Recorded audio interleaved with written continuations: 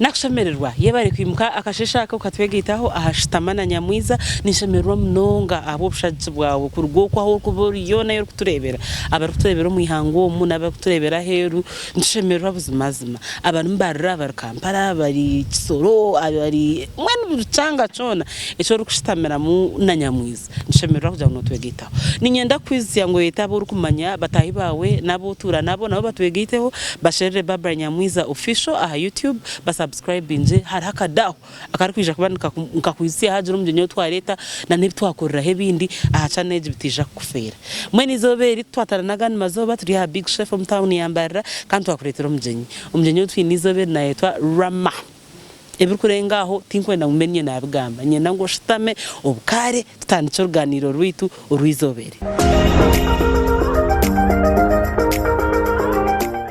Rama nakushemero na niyo kamtore salam na husna kamtore salam salamu alaikum wa alaikum salam numararamta turiyahushaniwe no nanye ndije no mango mwaka msyambasa kubambe ntaka kubugine nkuko nakubugana nti umwaka wo gutwasya mu mezi uyiro kuri abana ho mutawuni orya boda nanye ndi ya boda turi mu waswasi njya tubetaka biye kubugabugana tuti nano kurabana ho ngo mutawuni obundi wo kurebere nyoti inkurebere namazima numushaje turiyahushaniwe icyo kubaza cinkwenda ngo kitanyiba ibare kundi aho bujenye kandi Rama ukachikora kandi Rama no kore bintu bikora bihwa ukachikora cyaho ibare kundi aho bujenye haje obujenye tubukahwa yetokamanya are irata tainesha hati kuntaye sabundu kumanya ntugana no kunda atandike hati ninyebuza nshitamire naye buza hari Rama kubanza kumanya kagura umwaka ci hari Rama nkamanyirahe kandi ushoti in a nutshell, bridge of hope. Yeah, true. Nyoweni with the one-on-ones. Aibi atandikiro yo nebinde byemirimo twizere twakwataganda na omubintu bya save caro campaign. Yes. Kwa kana 2016. Deba Rama. Deba Rama gwe nwe Rama. Nyoweni naya guro mutwe. Nijukaje munonga. Nijukaje munonga. Yes. Kari hatkatandiki. Rama abantu bahura naje twatayisa Rama tubaro kumumanya. Rama yo no jirangu nuwa. Mazina binje nabamanya Rama konkandi Ramadhan Kimbugwe ndiyenza yahamba muri Kacheka Kimbugwe nagambo nyankore nko rwanje nyamwiza no nakuriraho kushoma kwanje nashomera Boma Primary School for all the 7 years. Wow. Before Boma kashomera har Ansara Nursery School. Ansara yekerash kaberi aho Kacheka ninkamitazi nka bina kurugomoka tare munonga nargaho naza Boma Primary for all my 7 years. Narga Boma Primary naza Ngano High School. Katurinde twataragaze wazarura Kacheka niho nazarira umukere kwingana ki abazire bawe nbahi muzire wanje tata wanje ni Haji Muhammad Kimbugwe kandi mama wanje ni Halima Kimbugwe. Yes. Uriyo mwana wakangaye ni mwana wo kubanza umbana ba mami wanje. Okay, nanyenda kubuza ndabahaji. Mwen mama mweta mama Rama. Yes. Actually abinje bamweta Narongo. Abo abari abishi. Yes. Mama wanje akazara barongo kabiri ronde ebiri. Wait Rama. Nyontwire ni mangu bari abishikano shoto npeyemo. Yes. Then hari abandi abaronga abandi. Aba abandize they were two konkomwe, we lost him at birth. So hariho waswa. Kaba abishikina batwari Mwenu emboze ya waswa na jurerizo nyoni manya those beautiful girls kandi manguno batatu nanza kubuza kwetwa Narongo hariyo waswa wari kutikiro buringwa ningira nko family aho kwa binji nakira na Muzafaru n'umuringwa nakira na Muzafaru. Yes. Okay. So wazarwa Kacheka wa Haji na Hajati konkani manyango haja ine abana abanda bakucuroba. Yes. Hato umbahaje uriyo wakanga abor kumanya because that's a hard question in Africa. Nimbasa kubandi nko wa mukaga. Nko wa mukaga. Yes. Ataba mama ino bakuru. Yes. Bakuru. Okay. So umko mwa huwa kurire ababishi abarongo no shot bakija hand hat. Wabo mukuru wakura twanko mushitsi umwanyu yeta hamwe. Yes. Nakura to mushikino mwita Shadi. Yes. Mwakura muri babiri. Yes. Umunjo mu mwa hajati hati ababarongo bubija hand hat ho ninga rundi jo babone kurata. Haruwa bandi was kakurgaho Shadia, then aro some other brother of mine wamwita Yasin. Itabinjo mu town wamwita Sheka because his entire school he went through a religious school. Kashomedin kuihom nursery, primary up to when he even completed. So no twetanga Sheka wa family actually. Wow. Yes, wow, that's a unique. He's around town. He does business. Konka, his background is in Islam. Yes, Islam. Nakora business. Na goza kapeti. Nuwogo wa wano shuma vision. Yes. Konka na wena ashomesa umashomera gamwe around town na ashomesa Arabic and Islam. Okay. Atogo ni meduka yonka mission nimbasa kubantaka murebaga. Yes. Kandi nabwe duka yeni njimanyira status zawe. Yes, true. Yeah. So Rama, wakurori omwana wo mujgejo. Kandi umwana mukuru munju. Yes. How was it like for you? Kindi kubasagamba necho kugira ngo abana bamwe noshanga when you are the first born nkomuka you maybe for some no ranaje ati kikatwara nko bwire kuza kugira ngo abanda bo akura nabo konka the fact that our family was big tinda cye kukura kushanga ngo niwe mwana wenga because inabanda babe bariho already they were already in school humuro shanga muri hamwe muzana hamwe at times you even have the meals together because we are all confined in one place. Wait, ba mama mai nabo barakatseka. Yes. Na ba Muhammad mwena That's nice. Sima kaganda gor kushanga maybe one of the mothers ari nkakacheko ndija ari nkakakoba ningorija ndija ari nkabushenyi konka twena tukakura muri yogo mwanya gumwe. Hey, na basengendo. Yes. That's unique. Very, very unique. Awakanyonyi na impression ya sengenda aribiri. Ushoto mwena kazaroko ya kuroko. Tukaturebana. That would bring us together as a family. Yeah. Okay. So as Boma Primary School, emyaka mshanju. Hine memories also ine for your primary school ezorukura they stand out like umuntu yakubuza experience ya primary ebyo kuraka kwijukanje.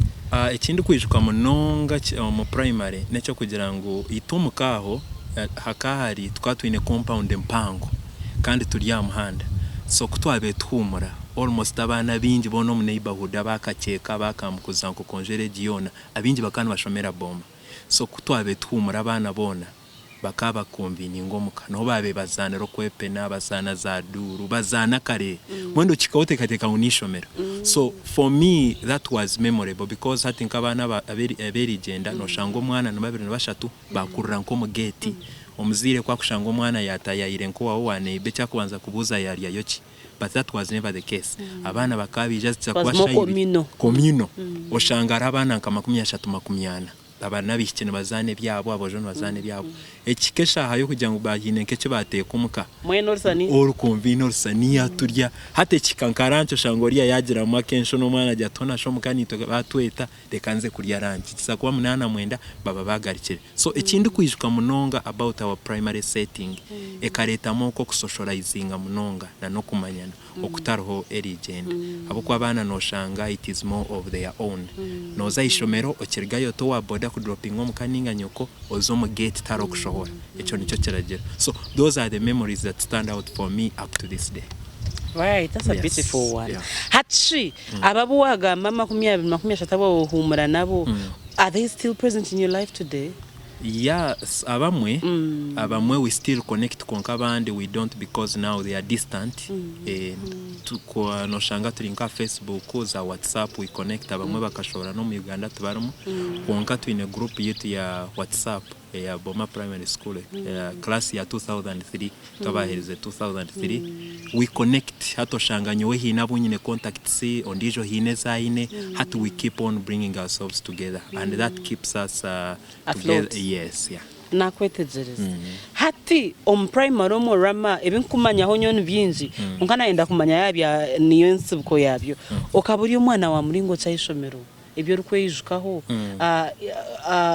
in class and extra or co-curricular ibyo rukwejukaho nje ebindi kwejukaho munonga nkabandi yo muntu are very smart omuyishomero. It had to be that echo ninche manya ho munonga because back in the day no bobwiro bwabe uniforms tukatuzuguro wa Jobe Fashions Jobe fashions mo we bakora uniforms wirobo bata eizire enkito tukujwara enkito za bata Nzimanya zire ebisako. Yes, so ekinte kindi kwemanya hoje ekinte kindi kwijuka from back in the day kabandi omwana ari smart because omwe nkanjwara uniform jwara enkito ntambara nza ishomero nkigarikana haranki mami mbuza tkonkiwe atuno ninkaho rukuraba atunotambura garike enkite tineho nangwa n'umucucu abamwe bagerana basomora ubucupa basomora buri kimwe cyone kibavuga no muhanda amabare konkanyewe I was very careful about how I appear in school. Uniform yanje kibaninzana nkompira umuntu yasomora nkompira maybe gwatera nka uniform yanje ninga kaki haza honko mucucu I would be concerned. So echo ncho kinte kindi kwemanya ekindi nkani umuntu ari kutwaza mpora mu class very social ndi cracking amunonga jokes konka ndi kutwaza mporo mu class even up to this day even the people I studied with that's something they know about me. Yeah, ndiyo muntu ori kutwaza mpora nembinte bindi kuba ninkora najya unyenda kukora ikintu nanka ninza kwetwara mpora basa kuteka ngo maybe I'm slow but finally I get it done. That's how I do my things. Okay, so twaza boma twamara emyaka mushanju wazanganwa hatshi ko bacimbugwe kandi uhireho ko bacimbugwe ko ba Ramadhani kanjangu obukabire nozankwa haraga basarama gabo jeune guy basaja baraba for example za kiburi ezo yebari iwe shinganwa haja akateka atakuba niyo yakuta hati ninjira nganwa back in the day omuzira kareba munonga ishomerere tarahari naho muri kutura kwenda ngo hati all the entire primary school ohireho ryerigenda hokushanga maybe omwana by P1 P2 yazanko boarding myaka yo najimara boarding so that time ukoshanga primary yawe yo nor day school noza ishomero garuko mukalanchi omwazi ugaruka then the next day that's the routine so had to transitioning akurgomo primary ejo life hatokazo boarding section omuzira kaba naenda munonga hanta kumanya ngo mwana tiyaza hari hagire cyakubaho nabasa kuyayishomero ninga kwike wamanyokori so Kampala maybe karebe kankishomere amashomero garahari munonga compared to what my parents wanted at the time so ba preferring Ngano High School and that's where I went. Hatshi oboza Ngano he nabanda bo barumuna babona bakuru baba bariyo ningo kazayo wenka buri umaka ari mu ishomererye obo bwire ninye nagire yo nyenka because my other brother kunkiraho kake oba kweta Muzafaru for him he went to Ntare because to completing hamwe primary so for me I was at Ngano he was at Ntare school at that time nanka Muzafaru nakutsira Muzafaru nakutsira nyonzira nomtsira kandi Haji Muhammad ogwe omubojo no wari kutikira twenda Muhammad Kimbugwe wakubatsira mwena it's interesting. Yeah.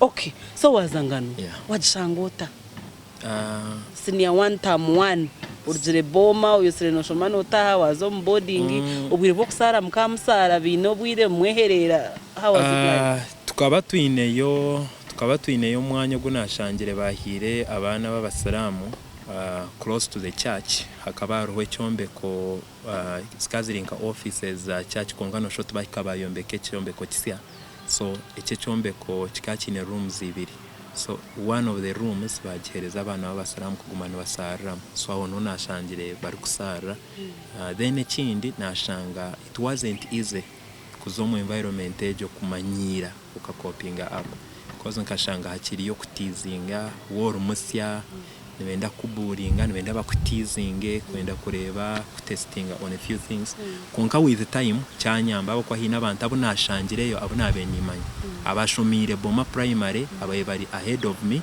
were in higher classes so banyamba kusetoringa in akwa kwabiro kikayo abana akaba nibenda kumanya no ruga mu ishomero ki kibayambwe connectinga naba bakurwa mu mashomera gaba gwashomiremo so eco cyanyamba nanye kurakuka ku setoringo muringanwa kushoma bwiro bunamazire okamaremi yakenga kamaremi yakena aha kuwa herze sini ya kabiri manya utwatwine byo kutema mwisha watema cyo wasigaza nkasigaza ndikuza kuzo mu senior 3 nkasigaza literature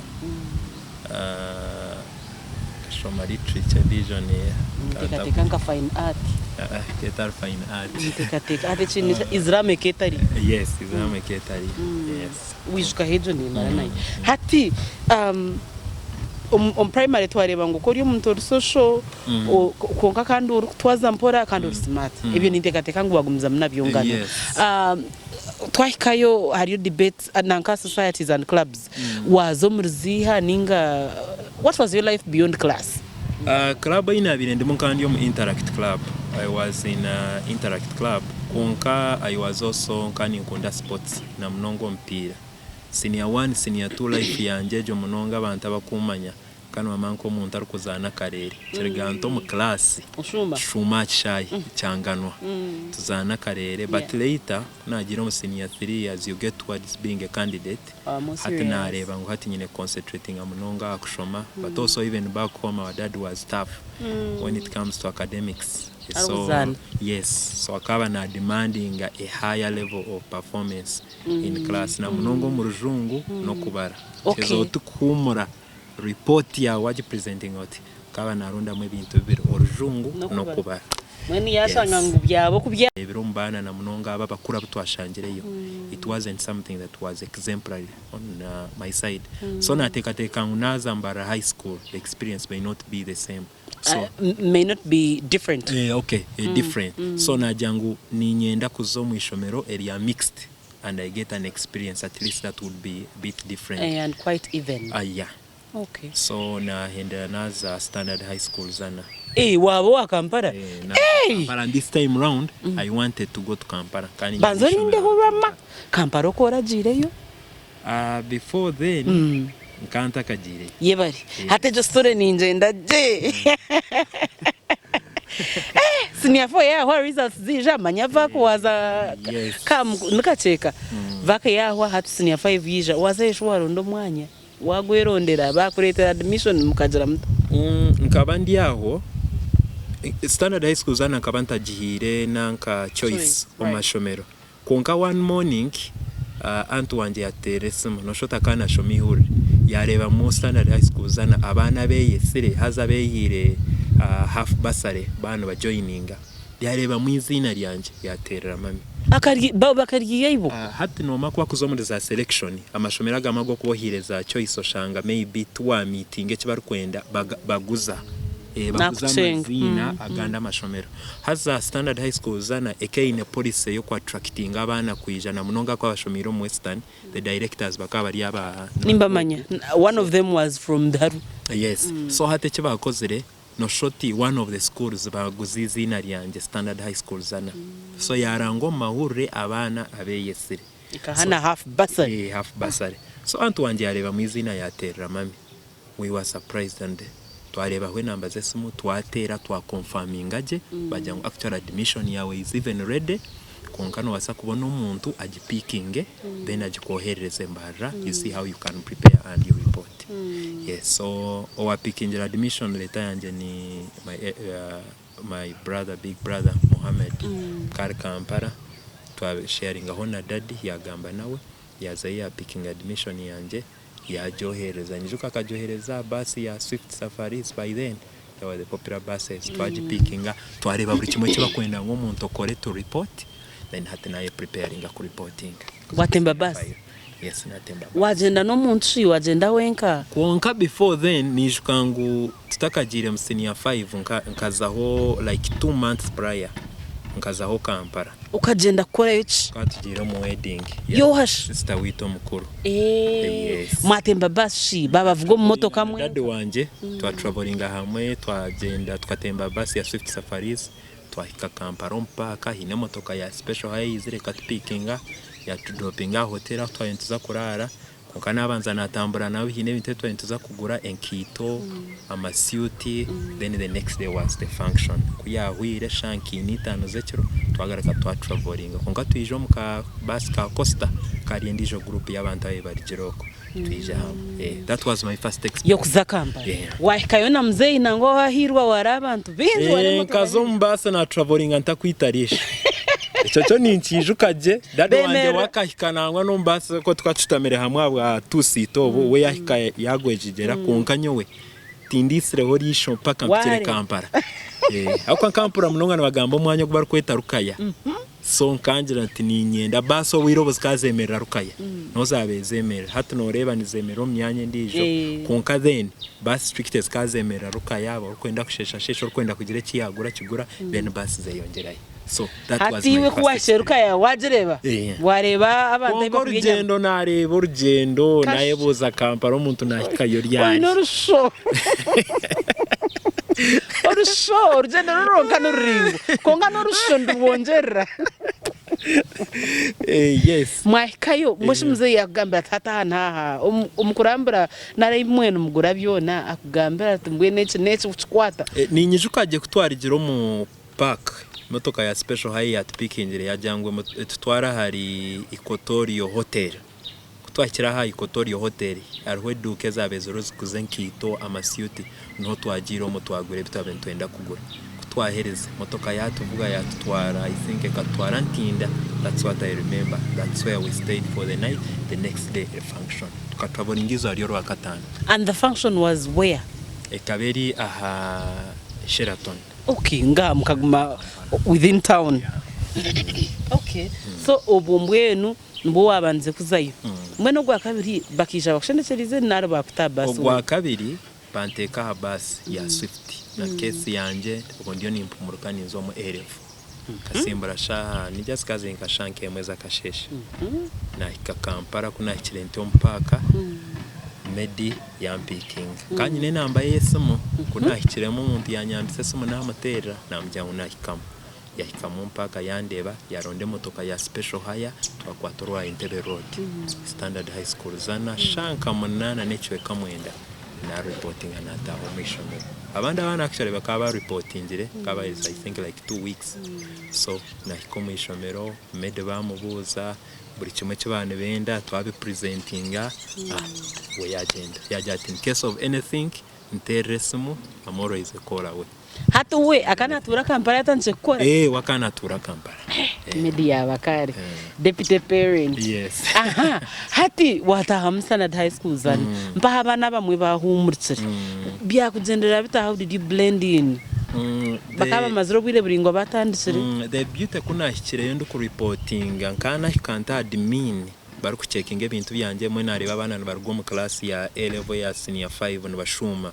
abantu abana bandize kureba babiri kabanshomere nabo ngano nice yes kabyakwira so kubandebere bati they bakariyo bazo mu dormitory bene babanza bisha banda musyaye buri kimwe bambuza mwakayi ejyango ndiyo ni reportinga ine bariyo ba confirming ngo mbinte vantumere then they assign me a dormitory bajyango okay unitoka tuguma hi twiyambe kukereza ibintu byawe so kunahereza buri kimwe cyona banyamba twazo mu dormitory actually bakabantire in a different dormitory konkabe dormitory babe barumu there was a bed by insisting on zo mu dormitory so twaza so echo cyanyangu hiro mu blending twa discussing abangambere babe bahandikire bakaba ari aba same class name yes same class arts or sciences twaturiyo mu O level what in the different streams konkana bahuna abashangira umaka ari mu arts class ondije ari mu science kanyo kandi mu science class okay okay atkabyashemera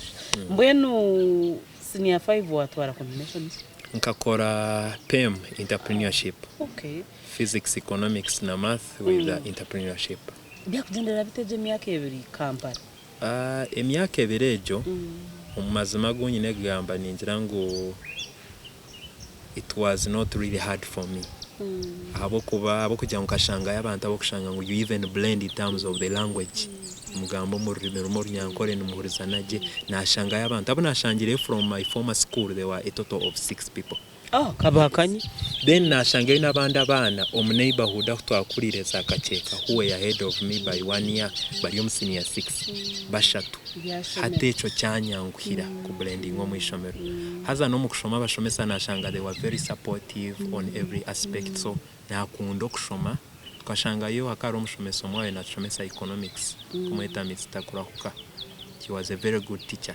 so umukushomesa kwe ko narebero kwabe kuriyo ko mutano ukoshanga nafa yo munonga buri mwana we no wari no mu class ye ukoshanga on every week nagira ho one on one nawe oshanga nabeta mu staff room no muganira nanda kumanya how are you coping up ni bintu cye bikugumire where do you need support aboko shanga bana amwe ko mu class ne betina nabasobutabuza kintu yes konka kurigera maybe aba experience ye akareba ngo umuntu oguhine cyarukura mu konke cyatagamba so shanga ezo sessions zatuyamba kundo kushoma and my entire 2 years were good hachi nanganji standard high school zana maya abahari mu Kampala kandi nganwe keri hihi nimbara urwa nanka hatero rwa VD bikabigenda bitangana n'inteka ngo bakaba kutayira posha yes kandi hat VD yo kubanza umusini ya 5 uko bikagenda VD yo kubanza ekindi kwijukaje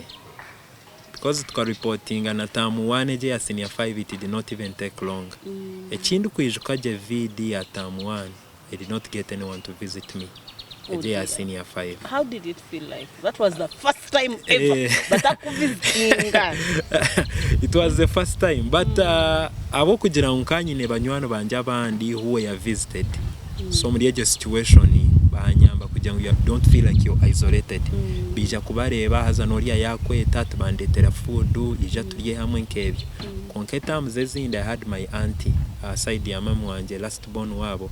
She's based in Kampala with Aunt Grace. We are been visiting. Okay. No kumura kwanje. Kutayira karahi. Eker had grooming. Chikaba uchitangutine wizire kutayira video. Medi ninyishko bwiro I think nanka time ya video kuza kubaho Medi na wakaba he was not in Kampala. Wemerumo at that time ukoshango mwe na traveling. Konka kandi nekindi ninyishko ndukuza kugenda ndukumuruka. Bamwanje kanje atatu waza Kampala waza hare. So ebyo kushanga ngo maybe ne tukureba frequently ne basobutabaho bakaorienting echo when they prepared for it yes psychologically hatukora zeyo echo kimanye atakagira umutima mubi otitubandeba ntare focus on the books au Kampala ntare ebyo byona it requires finances in terms konko ocenda kugera cyo wayitenga wabatera bakutwekera kasente bantwekera kasente konkana munonga antu wanje we nwe yabirangambira munonga ati wo ine cyo rukwenda always reach out to me because you went here I can always have worked here no bwire wanje bwo kushoma bwire nje Kamaro mu Kampala so wampikira ebinde bintu nibikwanguhira so we were always akwa no kumura umwe nkanta ntagaruka mbara nkampu mu way yakoshanga holidays ni ngufu you are becoming a candidate now no itaga kushoma ebyo kugaruka mbara na zatera karire bo kaseka yeah. Okay. Manya hatu wataragaza senior 6 ya. Okay. Twazo mvaka yanyeje ningu. Wijamba romvaka? Yes, ni jamba romvaka. Ya kujendereta wakora chi? Vaka ni njuka buringwa bwayo kahika along the way na hurira nayenda ngongere kinte kinakora. Maybe something that can bring me some money. Konka kuri jo kunabe ni nyereba na abantu abona ni kuzire nabo bibabe bangambira. Bakana bareba nyine mu kicyonco cyo kujya nimba sakushomesa so kananye nkani nkundo kushomesa ombinte binakozere A level ebinakozere je munongo ekaberi economics so one Friday nkani ntambara narga Oxford in harwawe kizimbe kikakero ho former Kent Foundation harho muntu bananuka drive yes harho muntu akayine mu ishomero kurieta adult education center yes nariyo ndiyo Mama Ivan so nazo mu office naye yanjura namujyango nanyenda kumanya ko hari hariho opportunity yo kushomesa yandeba yajya kushomesa yandeba akashija hatu kushomesa ujire ko byinjini ko yagira atashiwe atori umushomesa ye teacher by training ntatinde umushomesa ntimpereze A level yanje ntikonka ninkukunda ntinabona opportunity nintekatega unimbasa kushomesa yambuza tati wono shomesa ki namugambira ngo basa kushomesa entrepreneurship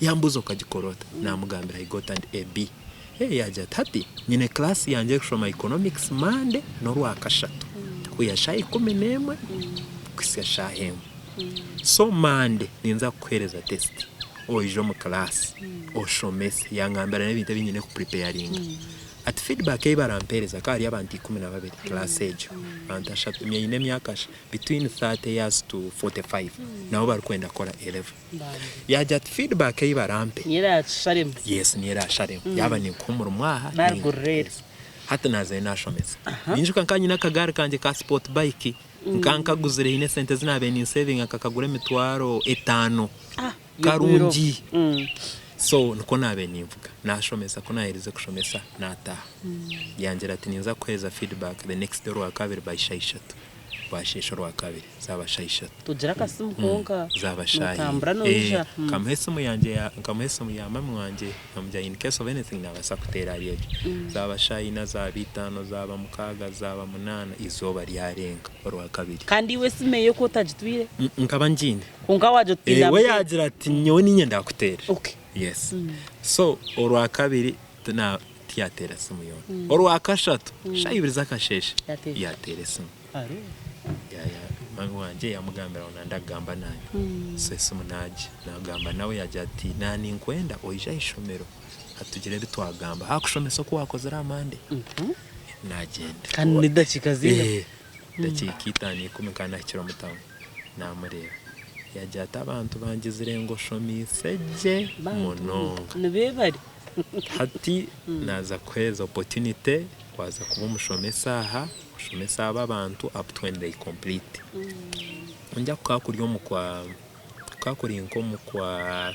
kana bakuza kweza nko kwa kanga nko kwa bakuza koromo ko mu kwa munani classe keria sinya tegeriza ka sente hati twagamba bye sente yangira ati itwahane tushashura buri lesson tukushashura mushara go kwezi abo kwa abantu abamwe ababuturu kushomesa abakuru tubanda kugira ngo they are aware of sente zabone bareto mbicweka tirinki shomero ruhangwe ryo ine enrollment ya mani okushanga abana barete sente bana bahuma yagira ati niza kuba ningushashura 2025 buri lesson yeshahi 2 eze sente no basa kushara munzu kwereza buri waguma weza kushomesa ninganzi kwamuherwe wiki umwiki nkanshomesa muri lessons 5 economics na entrepreneurship. Those were the two subjects I was teaching. Mwe no mutwaro gumwe 2025 buri wiki buri wiki tukasaka kwa gumuko so natandika nguma nishomesa amuherwa week. I remember on a Saturday morning nkabanza asayiningire sente zanje nashomesa ko yawira mezi njukwa mezi 3 sente yazongeza zarga 2025 zabe 10 nayiba buri lesson ubumanya ndiyo ninyerera hati kuza kumurkananya kuza university kwine yes so nashomesa ingumina times wagamba lesson 5 yes ejo yabimtwarire hashara jukankanyi naka box kanje omuka ubu bari kusavingamo sente zanje akizimpa ate nakikomuka aka box tekomuka box tekomuka box ngumani saving nashomesa hati next to that school hakaro ndijo muntu bakabinemu na wishomero bakana bashomese ibintu biri bya technical bike by'emikono haza the two partners no shot bahika ba separating umwe yagenda yatandika mbara community institute ahifomu Kiswahili konka akaba still na amanya katire na ndeba hebindi kora yamanya potential yanje yija yangambere yanje ataza ndiyo ninza kutandika institute taza ni ndebo bwenje bwawo boyine babasa kugira ibintu bwashomesa mbana abariyo nibije so nanyinaga ndiyo niza kuza university amubuza study center so atandika institute ye akaba inabana yakatandika nabana nkamukaga akabatari bingi so aba background ya economics abana ba certificate courses bakabine mu course ya principles ya economics ibintu bindi kunaje kureba course nanka course outline yabo n'ibintu bindi kumanya ibindi kwasa kushomesa so hata nagumanishomesa uko natandika no kushomesa kuri Oriana okuzaba zingayi akasentako Oriana wakana nshashure nkumina bambe yes hati na no mukushaba kose ine ninkora movies nashaba evening ngumenisho mu evening yes so nyenda ngunchape kurya na munongo omuyihangwe then omwazi mbase kushoma then amazoba gungwa ni mangu ninza kushomesa mu evening hariya adult education center hati nza movies nshoma class ya kasheshe kwenda ngo time yo mwaza hunta kuza kubasa nshomese kuri so nashomese ibintu nabyenjoyinga semester yangiye kubanza university kuyahwire ibintu mwe binashomere kandi hari abana bari ya bara community institute ibintu baza kushoma mu semester ndijo za principles of accounting kanshomere fundamentals so natandika kandi yanyongeze sente za rya 10 zabe 15 15 zargaho zaba kakaga kagwaba motivation zaikari shilingi kashanje utyo kwa yongeza noria yongeza oha abakuba wine habirmanye hati kuna hikire okomu adult education center nargayo okay waguma community okwanka shanga lessons zawe nyingi neza evening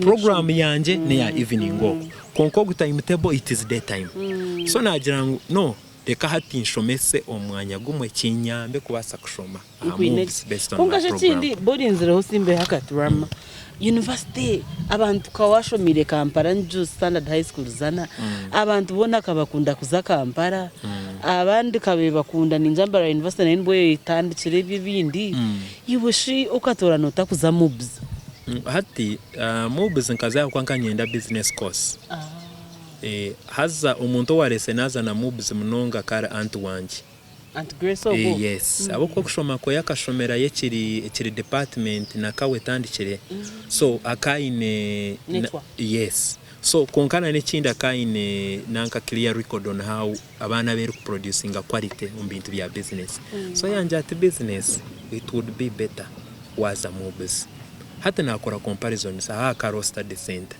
nareba study center bakushashura tuition na buri kimwe na main najya bishati kandi n'ibintu byanje bindi kora kandi yo muka why would you go to Kampala nawe bintu bikuza kureta expenses nyine bato banje abandi bari no bashoma so ahambera convenient bakwankani shoma and it was a personal choice yes it was a personal choice so naza mubzi na shoma ndi arimbara community institute na mu second yaho sente zanje zayiyongera naza shiringi kashanje bore lesson hatumanya ndio ni ndeba kashanju times 5 nemtwari shatu next umoko shanga actually nishomesa yo lessons nkamunana in a week mweno shango inenkeche na chawe umkaboxo yes akaboxo rakasire bitu tinka bire kata nkwine teka musente abo kubanka saving amusente aho nagiye kata nkashanga nyine mukanyine mu kamiliyoni mwene mtwaro nkabiri sente zinabire saving remo aho no mama wanje yangize nguze kwigura account I never opened a bank account so nazo mu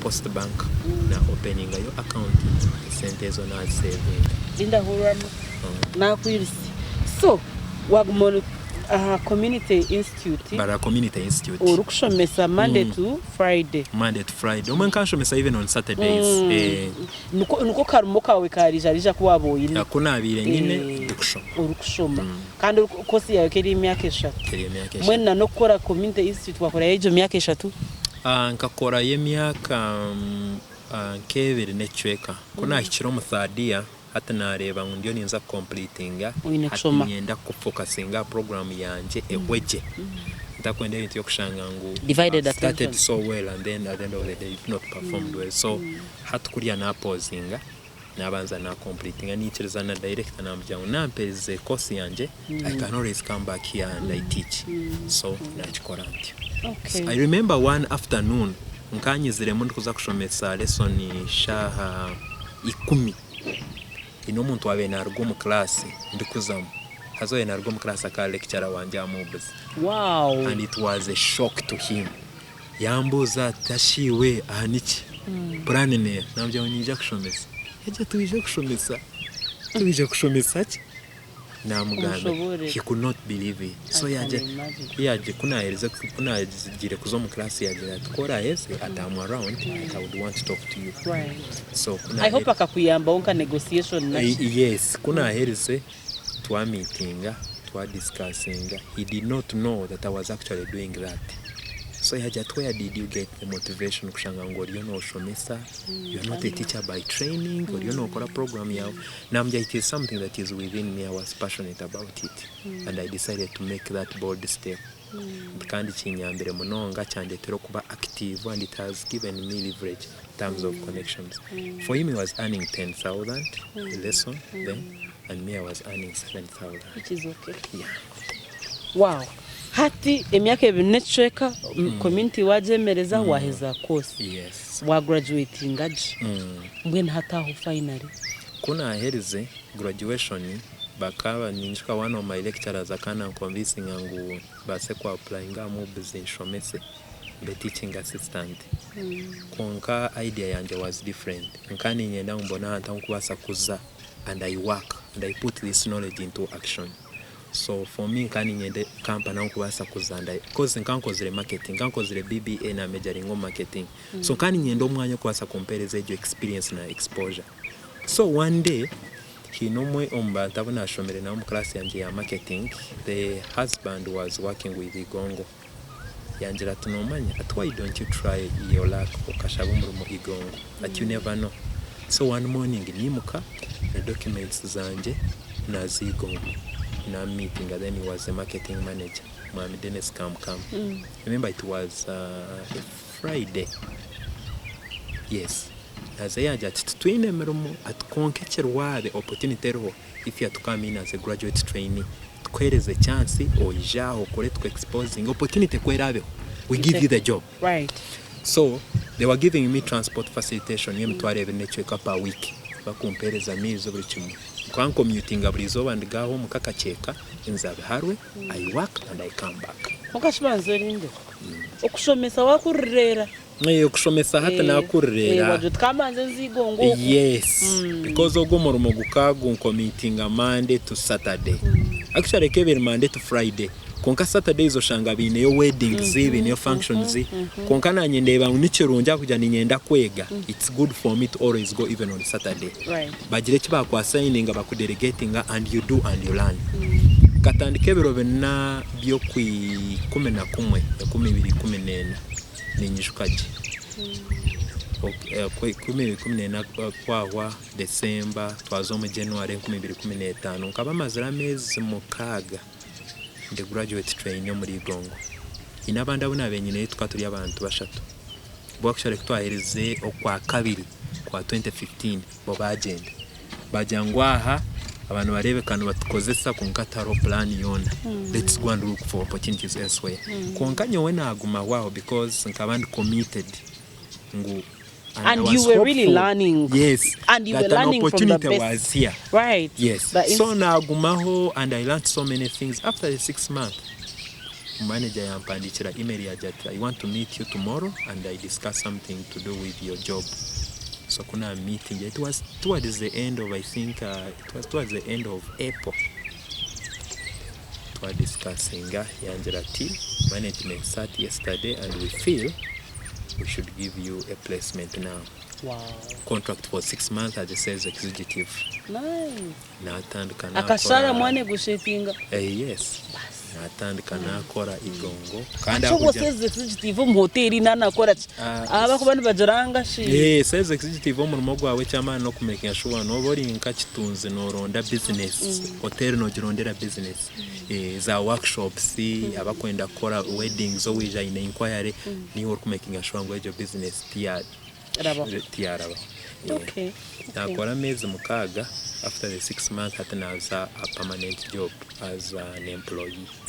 So nargaho na ba senior sales executive ninjuka along the way there was a general manager warira rohaza ya agenda marketing manager wanje bam promoting now he became a general manager. Right. Haza kumu promoting management yamubuza akore recommendation whether they need to hire somebody who's on position here or they hire from within.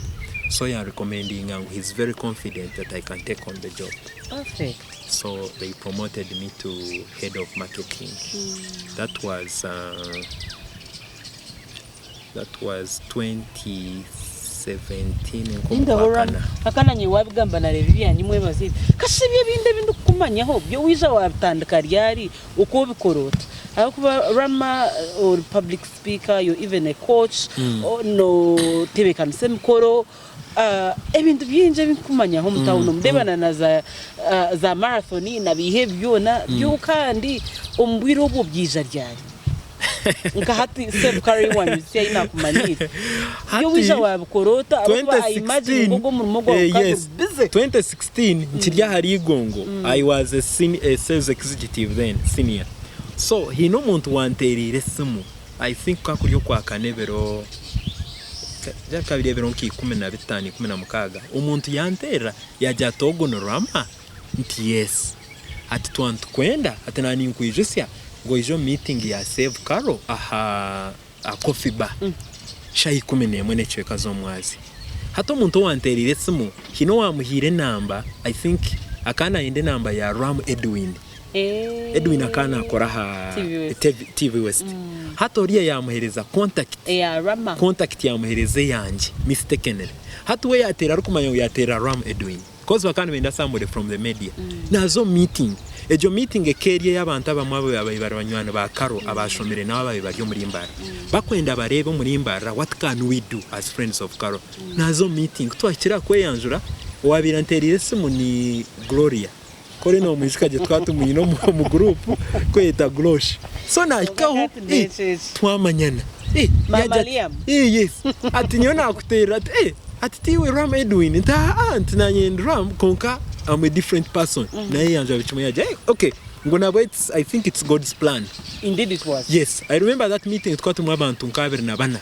Twakora meeting ekigenderwa ekeri yo kubasa kugira akakikwa kuyakora akara driving fundraising. Yes.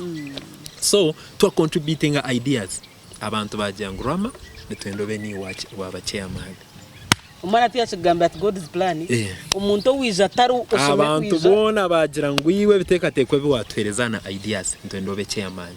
Twine na group ya WhatsApp already twaza kugitaho twereze n'abantu update and we start the campaign. Ati tukuri ya WhatsApp group already tegeriza kachiko. Yes. So twatandika in around 9-10 days and were able to raise around 24 million. I remember that. I still have a record of every penny that were able to raise from that campaign and the people who contributed. Wow. Sente za Jomba supermarket abantu buntu wabahereze sente and for me from that hata abantu abinje bamanya Rama bamanya ngu competences zanje marketing ideas ibintu bya communications managing events. That's something that people were seeing in me. That was in 2016 obwo nkiri ari gongo 2017 nabonejo promotion komo kwa katano yo kuba head of marketing but that was on probational basis. So one day ninjikomo December 2012 burukushesha 2012 kari yo rwa mukaga. I woke up in the night at 2 a.m. kuni yimukire naje naburutoro nayebuza what's wrong naje let me pray. Hato mukushaba uko ndio nimpeza kushaba ebitekateko byijo mind yanje ebitekateko kabiri about my future in terms of work. Kitekateko kizire uranga yanyoreka ngo you have worked here but you have potential beyond this job. So you need to think of how you can make that potential manifest and the job may not allow you. Right. So nachiteka off for some time na akora decision to resign from the job. I did not even ask anyone. December I think 18th na tamu resignation yanje and could notifying management ngo I will work until end of January 2018. That was 2017. Ba directors bashtamisa bajamwana we kawagwisaka gwe. I know. How dare you do this? What's the problem? Hino muntu kutwariza kubaha, is there something we are not doing well now? No. I feel I've reached a point there are things I've been working on and this work environment cannot allow me to do this and also focus on the job. Can't think when the relationship yanje ni mu efe. So bichereza end of January now resigning. Chimumbi ntabe na benyine interest. Nkabanyine interest yo kugira ngo mbase kutandika ekintu kiri kubasa kunacharinga potential y'abana mu kubasa kugamba confidence. So kuna heze naza Kampala na akora course ya public speaking for 2 weeks. Kuna rigireni jaha na registering a company yanje Prowess Communications.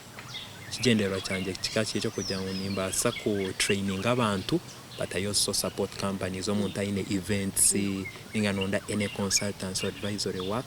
That's how the idea came up. But my passion ekere munongo mu bana ndiko ina nkore kintu kiri unique ekinkurebe kitari mu education system yetu but which can also give people leverage later in life. So idea nko yizire n'ebindi kore bya public speaking ebyo kore. Okay. Hati nebi abama watandika Prowess Communications hatobu otar mainstream employment, if that's the word. Resigning. And that's 2018, right? The end of January. Omukwakana na registering a company yanje. 2018 yes. Still. Yeah. Watandika the public speaking classes sessions for children. nyoni njuka Prowess kujetegereza je ikenga 2019 Exactly. when we did that coverage for you konka ekinkwenda kuhikaho kikaraka kumanyo murumbara ekyakwerire niki kandi urugendo rwa Prowess Communications ururebere muki naro rwegere muki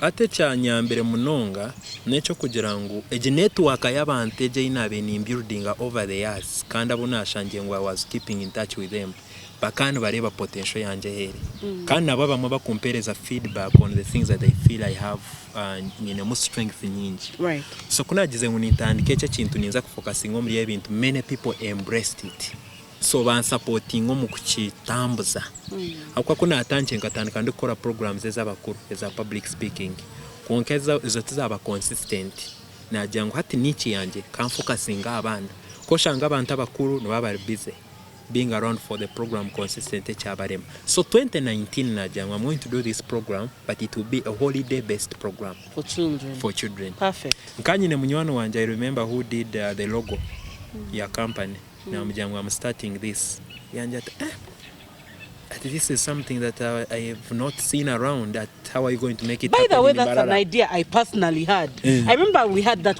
I don't know if we had that conversation, Rama, but I had an idea for something like that for children. So at Ninja can name Rama I can't duplicate. But something that was virgin for you.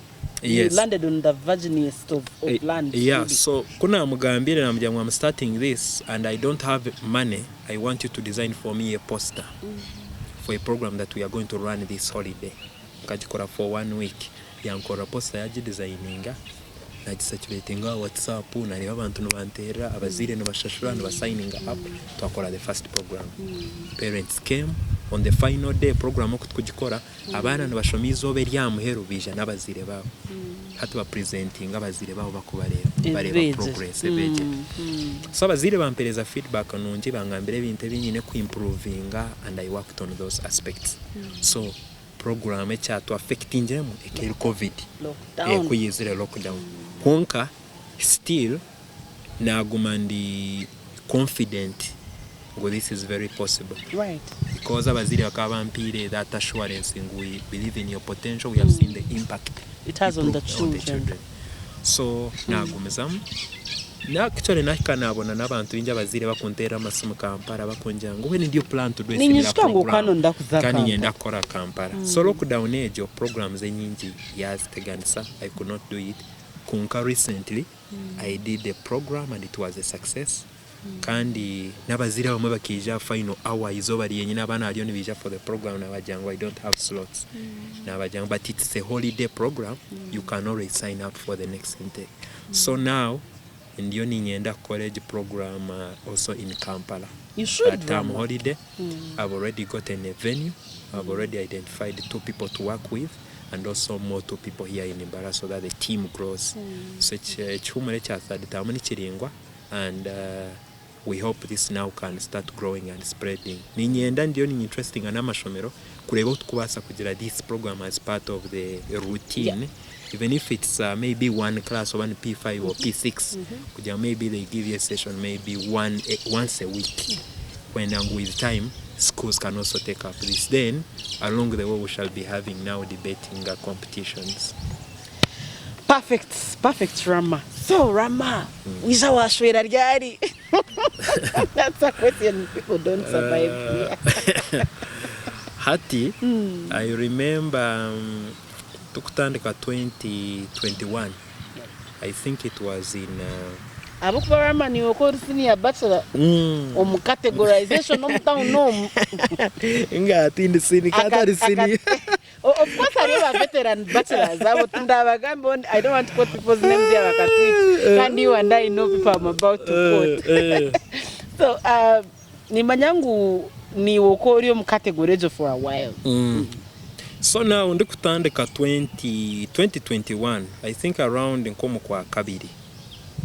Was it March? Tulion tuza kuzomo April, I think tukatulion tuza nokutandika ekisibo. One evening I called my mom and I told her that I wanted to meet her and we discussed something. kinabe ni mwenda onkamujya mami turi on tuza kutandika ekisibo and I know you wake up so much in the night and you're a prayerful person ekindi kushaba onshabire so that maybe by end of this year I should maybe get somebody and I get married. Yeah, just don't mind. I'll work on that. So one night I think twatandikira ekisibo twayikombera onka bitano yanterese it was around 2:30 am in the night. Sama najehora nimkaya jati muko shabe ate chiwangambire kushabera ndiyo ninza kushaba niwe shaba so that God gets to know that you really want it. Yes, you're intentional. So my mom prayed about it. Kwabe with I think like around 2 weeks. There is a friend of mine tukantuganira yanja konkarama, if you were to get somebody to get married to, which person would you want? Waiwa omubiri byongamba namugambira byona wabitaho namugambira. So he is akaba traveling njere ya travel to Kabale. He had gone to see the cousin. There is a project they were working on. Has a cousin way ino muntu yabe namanya omwichi kujya this girl is well behaved na gone family y'abasilamu kandi ni mama nyono nje cyari kwenda biki I think they can be able to blend. So ya sharing a contact na munywano wanje ampereza contact and the rest is history. The rest is history. Omushikumbuga na first time ukamshanga Kabale? No, kubanza kumureba actually we contacted in May tukija twavugana July later in Kampala because I'd gone for some work na when he yabe nakora. Then we got to meet because wakana tikatikati maybe this guy yakungambira WhatsApp just na azan. So na mureka jengwa was serious. So ya communicating ya gambira wabo the guy is serious chakwenda na tenda. Now mjant kandi nyowe I'm not into this for just kujangu ya just for fun. We are playing games. And I told her how I was even planning out every aspect of the relationship up to when we get married. So on August I think 27th bo hachirmuna lockdown nanka remember wabon kasese this kazinga chana who they were working on the bridge. So I remember I traveled with my dad and my brother Ogwesheka Yasin twazayo for kuchara twazayo batwachiraje and we set the date November 27th last year for the function. We went for the introduction baje blending amuno kuwowa bita bya basiramu then tuija no mugore and that's all. And the fairy tales end and then they lived happily thereafter. Yes, because for me from my experience when I was working at Igongo, one thing I did not like was how people were conducting weddings and what they go through after those functions. That's true. Yes, shanga stress, you're working so hard to please and there is pressure from family. Kora function y'abantu bitana abantu rukaga, they come and attend, they leave. The next day you have those bills to pay. Omarameze nkamukaga mushandro even into your family your marriage oriyo no shashura mabanje nyo nkamba reba abantu baheza because I was dealing with most of them. Somebody is supposed to be going for their honeymoon but they are stressed. Right. Yes, they have those bills. So I said what I will aim for something small that I can be able to manage. Yeah, and the fun can always come later. Yes. Hate chindrame chachanye ba ombinde byokozire byo nekinde chinkumanyaho you're a Rotarian. Wazari ya Rotary.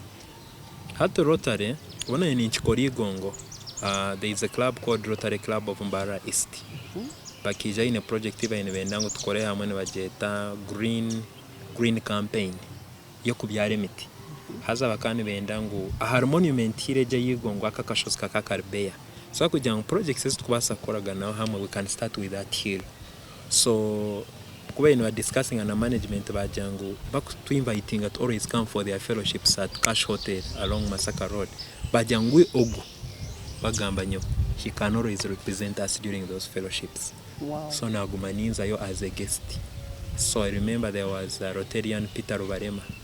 Twaba banywani munonga yanyi interesting ya jati. You have interest and passion for service for humanity. You need to think of now officially joining Rotary because it's a good platform for you to network, to learn, and also to feel that fulfillment that every interview you know kora birion biyamba abantu bari disadvantaged to be better. So nija na joining Rotary on 2020. Yes, that's when I joined. Wow. Yeah. Okay. So in a nutshell, Rama, umuntu yakubuza ebintu bikwerire kubecho chorerizo ebintu nkabishatu noja ninkaje. Into nkabishatu. Because the Rama that this town knows. Nanyi Rama unkumanya. Ate ebintu emwe kindi kubasa gamba really kinte kiri one thing that stands out is having that belief in self. Kweichirizamu. Yebare.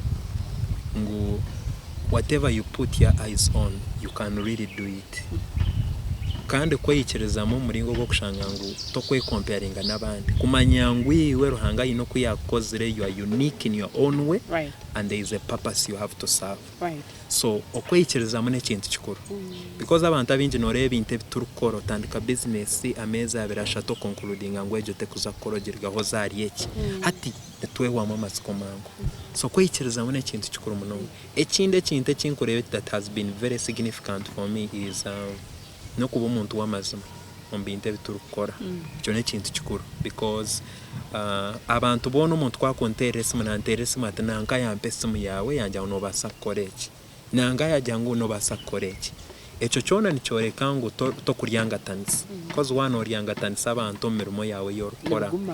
Hati wayeta in a program ya public speaking wayeto webishanija yatera umuntu yakora video then hati senteze etwa amshashure bintu nkebyo with the time we byona ne bitambura bishishiza ina ryawe aza kuri kusiskara opportunities zawe window ya opportunities agenda ne kora ekinga and at some point you don't have any opportunity that is coming your way.